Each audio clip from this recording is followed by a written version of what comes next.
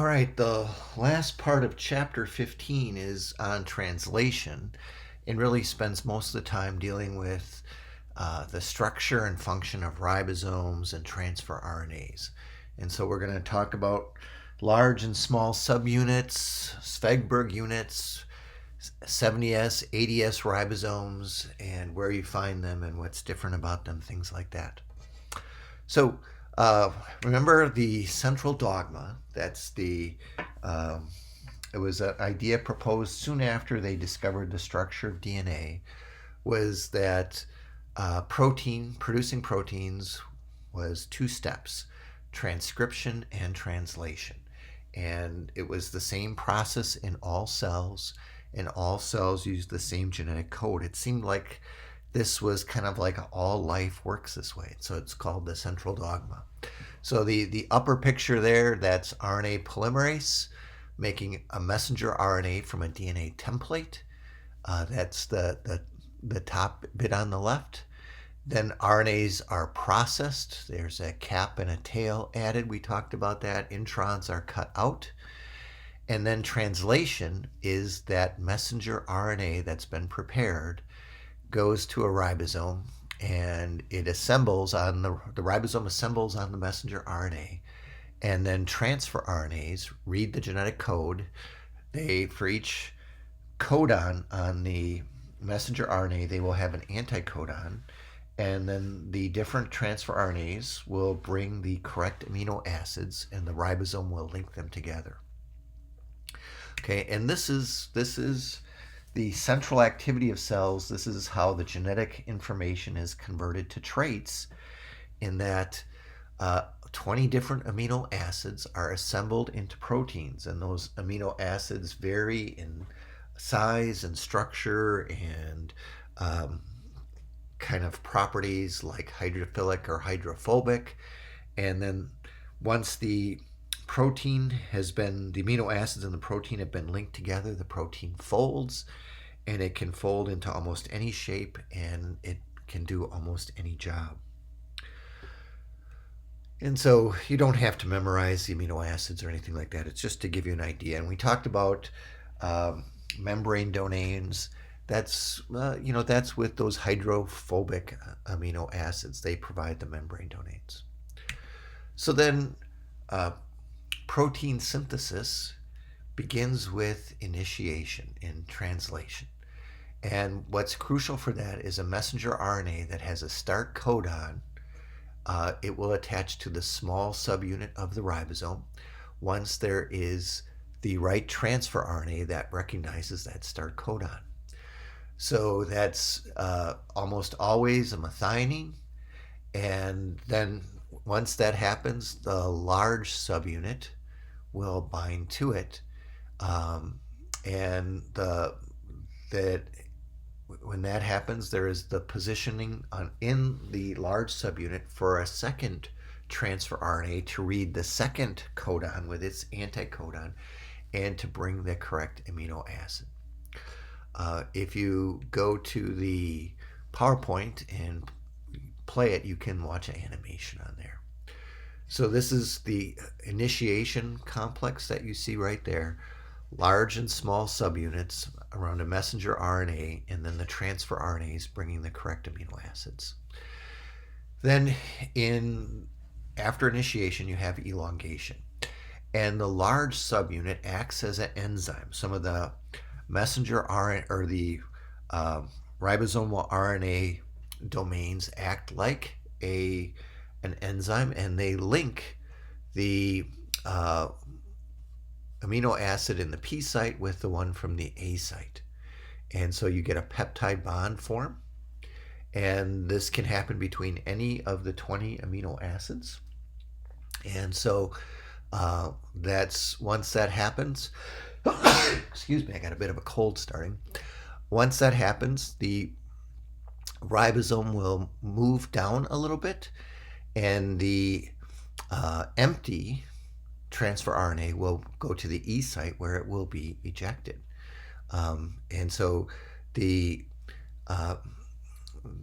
this is kind of how this goes, and the ribosome just keeps moving down the messenger RNA, And new transfer RNAs read the genetic code and bring the appropriate amino acid.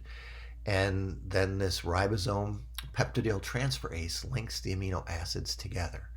And so this acts as a cycle, and the ribosome just keeps moving along.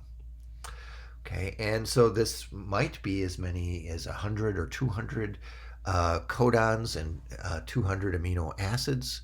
And so this cycle can go on for a long time. The growing polypeptide chain then hangs out of the large subunit. Okay, eventually the process ends in termination, where there's a stop codon on the messenger RNA, and there are 3 stop codons. When a stop codon reaches the A site, what happens is there is not an corresponding transfer RNA, but there are release factors, and these are proteins that bind to these stop codons. And when that happens, there's no amino acid attached to that, and the peptidyltransferase will add water to the carboxyl end of the chain.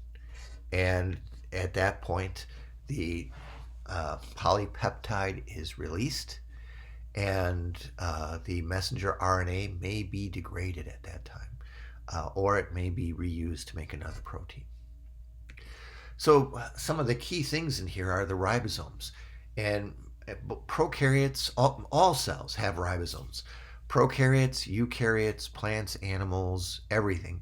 But the ribosomes come in 2 general types. There are the prokaryotic ribosome, which is referred to as 70S, and then the eukaryotic ribosome, which is found in the cytoplasm and on the endoplasmic reticulum of a eukaryote, and that's 80S. And these S stands for Svedberg units. And these were, before they had good knowledge of the ribosomes, ribosomes were separated from cells by centrifuging the residues of ribosomes in a gradient of sugar. And so that as they're centrifuging these things, the ribosomes will sink based on their molecular weight. And so they would just kind of say, well, this one sinks this far and this one sinks that far, and we'll designate these as a certain amount.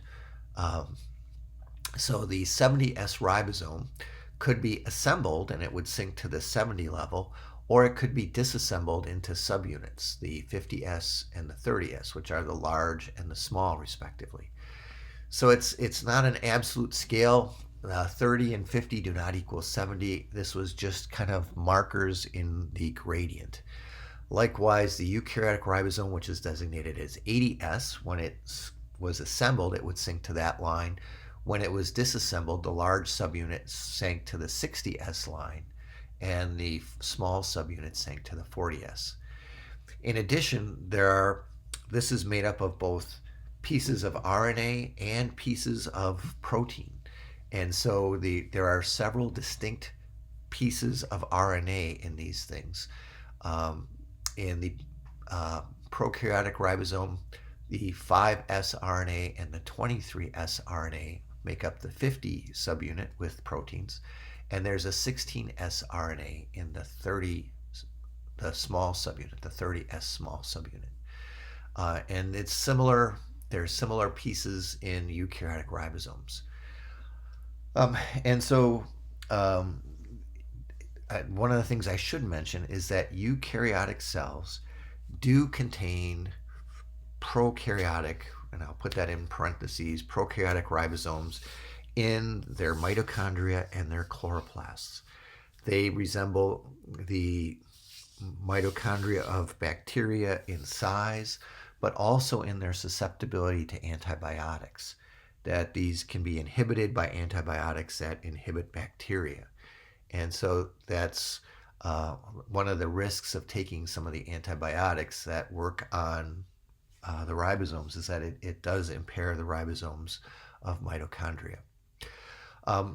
One of the things we think about ribosomes and their importance is that since all cells have them and they have to interact with lots of machinery of the cell, it's a very integrated function, and it's unlikely the genes for ribosomes would ever be transferred, because it's several RNA pieces and several proteins. So we think these are among the most conserved genes in all of biology.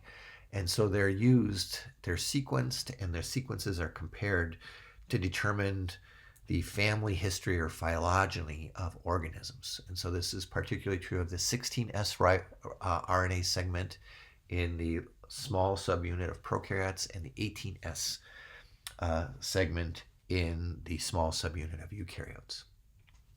So very, very important. Ribosomes are absolutely crucial. Cells have lots of ribosomes, many thousands. E. coli may have 70,000 ribosomes inside the cell, and these things are cranking out proteins all the time. In addition, in biology, it's really important to know that we have lots of transfer RNAs, and these are three different appearances of transfer RNAs. These are, again, RNA molecules that have anticodons on one end, and then they have a site at the other end where an amino acid can be attached. And so these are what are actually reading the genetic code, and they fit within the 70S ribosome or the 80S ribosome. So they fit into the large subunit. Transfer RNAs carry amino acids to the ribosome. They release them when the peptidyltransferase is active. There are 20 transfer RNAs. Each has an amino acid site. Each has an anticodon site. There are specific enzymes that are continually adding amino acids to empty transfer RNAs, so these things are recycled and very active in a cell. The anticodon loop has 3 nucleotides, and it's what's going to read the genetic code, and it's at one end of this. Again, these interact with ribosomes. They interact with these amino acyl transferases.